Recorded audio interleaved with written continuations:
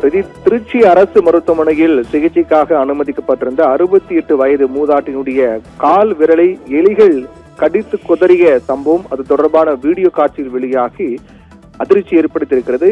இதை குறிப்பிட்டு இதற்கு கண்டனம் தெரிவித்து அதிமுகவினுடைய பொதுச் செயலாளர் எடப்பாடி பழனிசாமி அறிக்கை வெளியிட்டிருக்கிறார். அதில் அவர் குறிப்பிடக்கூடிய விடயங்கள் என்னவென்றால், திருச்சி அரசு தலைமை மருத்துவமனையில் சிகிச்சை பெற்று வந்த 68 வயது பெண்ணினுடைய கால் விரலை எலிகள் கடித்து குதிரையதாக வரக்கூடிய செய்தி மிகுந்த அதிர்ச்சி அளிக்கிறது என்று எடப்பாடி பழனிசாமி குறிப்பிட்டிருக்கிறார். அதன் தொடர்ச்சியாக தமிழகத்தில் அரசு மருத்துவமனைகளை இன்றைய ஆட்சி எப்படி வைத்திருக்கிறது என்பதற்கு இந்த செய்தியை சாட்சி என்றும், அரசை நம்பி தமிழக அரசை நம்பி இதுபோன்ற அரசு மருத்துவமனைகளை இன்றைய ஆட்சி எப்படி வைத்திருக்கிறது என்பதற்கான ஒரு சாட்சியாகவே இந்த சம்பவம் நடைபெற்றிருக்கிறது என்றும், அரசை நம்பி சிகிச்சை பெற வந்து எலி கடித்து கால் விரல் இழந்துள்ள அந்த பெண்ணிற்கு என்ன பதில் வைத்துள்ளது இன்றைய தாவேக பொய்க்கால் குதிரை அரசு என்ற கேள்வியை எடப்பாடி பழனிசாமி முன்வைத்திருக்கிறார். அதோடு இப்படி மக்கள் திண்டாடி கொண்டிருக்க இந்த துறையின் அமைச்சரோ ஜனநாயகன் படத்தின் முதல் காட்சியை பார்த்து கொண்டாடி செல்ஃபி பதிவிட்டுக் கொண்டிருக்கிறார் என்றும்,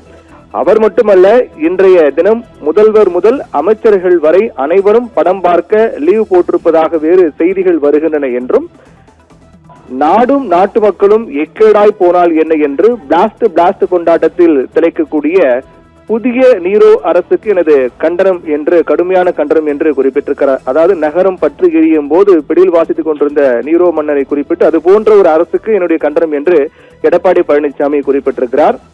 தொடர்ந்து உடனடியாக பாதிக்கப்பட்ட பெண்ணிற்கு உரிய மருத்துவ சிகிச்சை அளிப்பதுடன் அவருக்கான இழப்பீடும் வழங்க வேண்டும் என இந்த அரசை வலியுறுத்துகின்றேன் என்று எடப்பாடி பழனிசாமி அந்த அறிக்கையில் குறிப்பிட்டிருக்கின்றார்.